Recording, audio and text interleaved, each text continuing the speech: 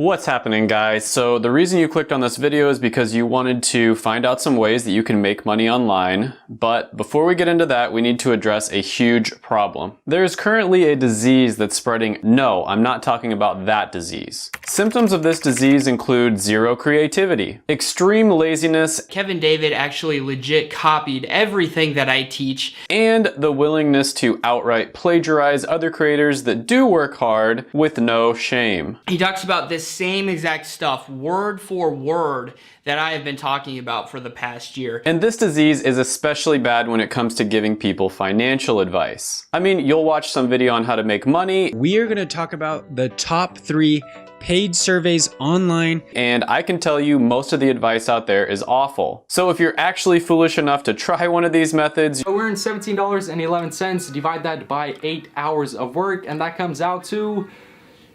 $2.13 per hour. You're probably going to be very disappointed. But don't worry, because I got you covered, fam. Over the years, I've tried a lot of the make money online stuff out there, and there are a few methods that do actually work. I started trying all sorts of different side hustles and small business ideas as a teenager, and there were a few methods that actually worked, even for somebody who didn't have any experience and was broke. It's so easy, a caveman could do it. The best method that I found made me nearly $100 an hour. And everything that I mentioned on this list is going to be either something that I've tried myself or close friends of mine have done. So it's not going to be some copy of something that you've already seen 100 times. So first on this list is going to be how to sell pictures of your feet. Just kidding. I don't think anybody would want to buy something like that from me.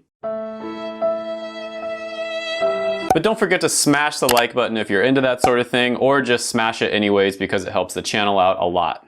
Smash. Thank you. But yeah, I'm amazed that this video has over 2 million views in just a few months. That blows my mind. But anyways, the real number 5 on the list is going to be online tutoring. Now, I actually started doing this one while I was in college, and by the time I stopped doing it, I was making over $100 an hour. So the story goes, I was in college, going through undergraduate, trying to get into pharmacy school, and there's this test that you have to take in order to get into pharmacy school. It's an entrance exam called the PCAT. So I really wanted to do well on this test, and I scoured the internet forums. I basically bought like every book there is to try to do really well on it. And there were a ton of different resources out there. Some of them were pretty good, some of them were really bad, and then there were a few that were really good. I also asked a bunch of people that did really well on the test, and some people were just naturally really smart and they were going to do well on the test anyway, so it didn't really matter what they studied. And then others were really good at researching what the best options were. And so it took me hundreds and hundreds of hours of studying and exploring and trying different things out for me to find what the absolute best option was, and this one was so much better than anything else out on the market. It wasn't even funny. And for the 0.01% of my audience that's actually studying pharmacy, it's Dr. Collins PCAT Prep. Seriously, this guy, Dr. Collins, must have an inside guy that writes the questions or something, because the stuff he told us to study was exactly what was on the PCAT. It was crazy. It was almost like he wrote the test himself. So anyways, I'm not that smart. I'm not one of those students that just naturally does really well on their tests and it really doesn't matter what they study. So I was able to do pretty well on this test because of the fact that I was able to find that really good resource. And so a lot of my friends wanted to know how I did so well on the test, and I shared my secrets with them. After a while, they started telling their friends about it, and it sort of just like spread through all the people who were taking pharmacy in undergrad at the University of Kansas. And so I started charging like $50 an hour or so because so many different people wanted to know how I did so well on the test. Now keep in mind, at this point I had done zero marketing. It was all word of mouth, and people were coming to me wanting to pay me just to tell them which resources to buy and basically how to go about studying for the test. So I started off by charging around $50 an hour, and eventually it got up to the point where I was charging around $150 an hour. And this was a win-win for both parties involved, because I was saving them hundreds of hours of time that they would have wasted studying and trying different resources that weren't nearly as good, and I was probably saving them thousands of dollars. A lot of companies would offer options where you would fly to a study facility for like a week, pay them several $1,000s, and they would supposedly tell you everything that's going to be on the test. But this option that I offered was much easier. You didn't have to fly anywhere, you didn't have to pay thousands of dollars, and it was getting people much better results. And on top of that, I was reinforcing my prior knowledge, which ended up helping me a lot in the future. So I was basically getting paid to get better at what I was doing already in the first place. So obviously this is going to be different from person to person. Most people watching this probably didn't go to pharmacy school, and so they can't tutor people on the PCAT, but a lot of people watching this, maybe you took a big test in high school like the ACT or the SAT and you did really well on that. Or maybe you're just really good at some random subject that a lot of people aren't that good at, like math for instance. The general rule here is the more specific, the better. So a specific thing that you're good at, like a specific test or maybe a specific type of math that you can help people study for, that's probably going to be more profitable for you. For instance, I know medical doctors that charge thousands and thousands of dollars to tutor students on how to get into medical school. The big thing here is to just be creative and think outside the box and think about what you've already spent your time doing and how you could save people a lot of time if they were to just pay you some money in order for you to tell them what the best resources are or how to study for a test. Now, there's a ton of different ways that you can advertise your tutoring services. Really good would be, Facebook Marketplace, Craigslist, online forums are really good as well. You can also join different groups, like for instance, I joined the Undergrad Pharmacy Society at my school, the University of Kansas. A lot of the time there'll be Facebook groups that are completely dedicated to that subject as well. So you just want to join those groups and just start offering really valuable insights, and people will probably just start naturally reaching out to you. If you want to be a little more aggressive, maybe at the end of a post where you just offer some, valuable insights, you could say, I am offering one-on-one tutoring if you want to reach out to me. You don't want to be too braggy or selly or anything like that, or you might end up getting kicked out of the group. Now, the one downside to this one is it does take up a lot of your time when you're meeting up with people one-on-one, but later on in the video, I'm going to show you how you can basically turn any of these methods a little bit more passive, so you're not exchanging your time for money, you're more exchanging your resources or your knowledge for money, and that way you don't actually have to be there as much to help them. Number 4 on the list is going to be flipping items or online arbitrage. Now, I think a lot of people know about this one a little bit at least. You basically buy an item at a lower price and then you sell it at a higher price. And this can be an amazing side hustle if you have the cash to buy and sell stuff. So one really good tip here is always make sure that they come to you so you don't spend too much time on money or gas. So you always want to make sure that they come to a place near you, so maybe meet at a gas station that's just around the block from you. And this is whether you're buying or selling. It doesn't really matter. Either way, you want them to come to you. The only time that you'd go somewhere is if it's like maybe a really big couch or something that you have to haul, or it's just an incredible deal that you can't pass up. So you want to have an estimated price that you're willing to pay for the item, and then when you get there, you want to negotiate a little bit and try to get the price down. So some items that I've personally had a lot of success with are going to be phones, game consoles, laptops, different like accessories like iPods, for instance. Perfume and cologne is a really good one as well. And then video games as well. You can also do this on eBay as well. An item that I saw selling really well on eBay, for instance, was different buttons on a keyboard. So people would just go out and buy a bunch of different keyboards, and then they'd sell the individual buttons on eBay for like $3 each. The trick here is to just be creative and try to think of different things that people are searching for and wanting to buy online. And you want to avoid items that are in a really competitive niche, like something that a big company would be selling, for instance. You want to totally avoid those sorts of items because there's just no way you can compete with a big company. People do this with cars all the time as well. They'll buy like a broken down car and then they'll sell each individual part on eBay or online for much more than what the whole car is worth. And if you're not self-quarantining and you're willing to leave the house, you can also go out to garage sales or go thrifting. Anyways, you can find amazing items at garage sales for pennies on the dollar. Antiques and collectibles can be really great for making money. Furniture can be really great too if you have the room to store it, because a lot of the times when students move out, they'll just leave their furniture on their lawn. There are a ton of options here, and ever since I got my first vehicle when I was about 16 years old, I started doing this, and I've been making really good money doing it basically ever since then. And it's kind of hard to say how much you make per hour because it's kind of here and there, but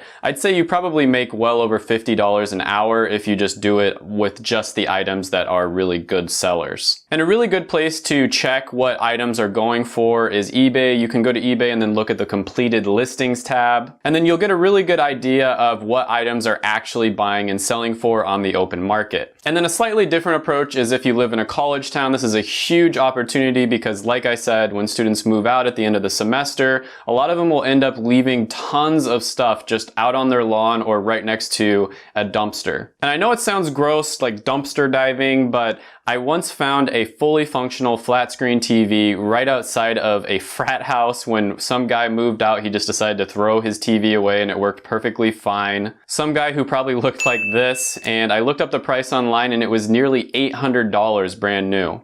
Thanks, Chad. Now this one can be great as a full-time gig, but it's also just really good as a side hustle as well. Something that you can do once in a while. You kind of just wait for something to fall into your lap. Don't spend too much time on it. So number 3 on this list is going to be teaching English online. So 2 really great resources for this are going to be Cambly as well as QKids, and these are ones where you can just basically get started with this. And I think this one is pretty self-explanatory, but you basically teach people that are not from the United States of America how to speak and write in English. With Cambly, you're making around $20 an hour when you first start off. With QKids, it's around $10 an hour. QKids is a little bit easier to sign up for than Cambly. And usually they just want to chat a bit, and you don't have to be like an expert in English. You don't have to have an English degree or anything like that. They basically just want to have a normal conversation with normal American or dialect, if that makes any sense, with somebody who is from the USA. Now you can start off on these websites just to get a little bit of experience, and then after you've done it for a little bit, you kind of know the ropes,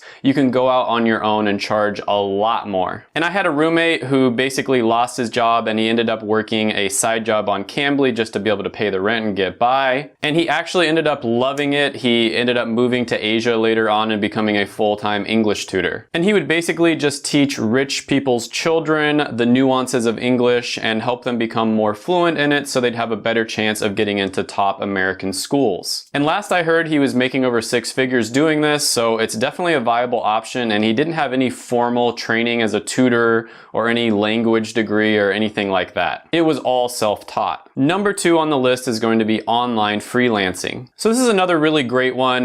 Basically, you learn a valuable skill that people are willing to pay you money for it, and you do it on the side at first, but eventually you can turn this into a full-time gig. So many entrepreneurs I know got started doing things like this, and I've even known people who have switched careers just by starting it off as a side gig and then moving into a full-time thing. Now, there are a ton of sites out there where you can use to get started doing this. The most common ones out there are going to be Fiverr and Upwork. Now, of course, there are some skills out there that pay a lot more than others. Bitcoin developers, for instance, which is super random, are making $215 an hour on average, whereas logo designers are not going to make nearly as much. Now, the trick to freelancing is to position yourself as an expert in something extremely niche and specific. You always want to position yourself as a specialist, not a generalist. And this is the biggest mistake I see people making. By far the most common mistake is they will basically say, oh, I can do anything for you. You know, I'm a generalist. I can do anything you want in this realm. Maybe like it's making art, for instance. When you position yourself as a jack of all trades,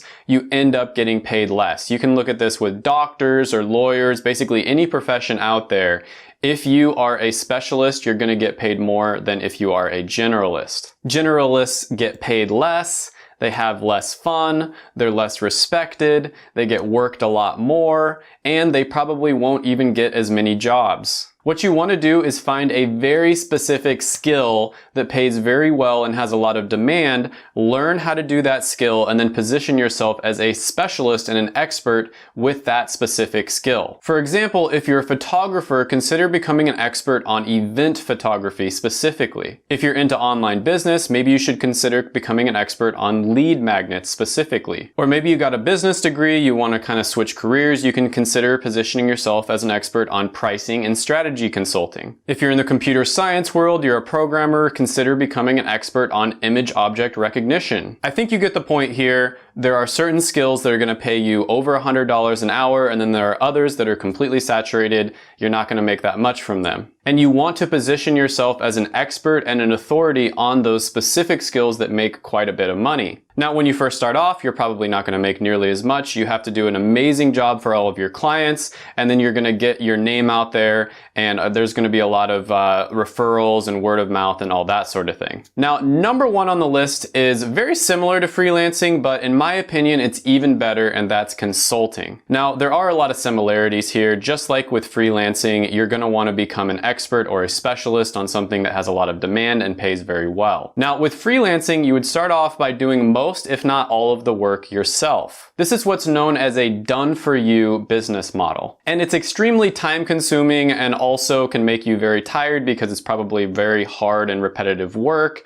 And so for that reason, it's not quite as good as consulting, in my opinion. Now, with consulting, it's more known as a done-with-you business model. And the reason for that is because you would be telling clients how they can do something for themselves. And because of that, it's much more scalable than freelancing because you're not going to be doing most of the work yourself. And with all of the different ones that I've listed, all 5 that are on this video, you want to try to move towards more of a done-with-you business model whenever possible. Now, there are several different ways of doing this. Some consult purely just over the phone, or they consult over a Skype session, and they're charging, over $500 an hour a lot of the time. And then others already have pre-prepared packages where they teach people exactly what they're looking for, and that way you don't have to spend hardly any time at all. So they might make a manual or a video course or a program or something along those lines. And then so the client would study it on their own, and then any questions they're confused with or anything like that, they would either email or call the consultant. This takes up even less time, and so it's even more scalable. Now, a great place to start with this would be on a site like clarity.fm. Nate O'Brien, who's a really cool guy and a fellow YouTuber here in the finance niche, charges almost $17 a minute to consult with people on his clarity.fm. And that comes out to over $1,000 an hour. He consults with people on how to grow their YouTube channel in the finance niche. You see what I mean here? Very, very specific. If he was just consulting with people on how to grow their YouTube channel in general, there's no way he could charge $17 a minute. I've paid several consultants before, and I've never had a bad experience. It's been worth every penny. I've also done consulting myself, and I plan on doing it a lot more in the future. Now, all of the methods that I mentioned can be scaled by either hiring somebody else to do some of the work for you,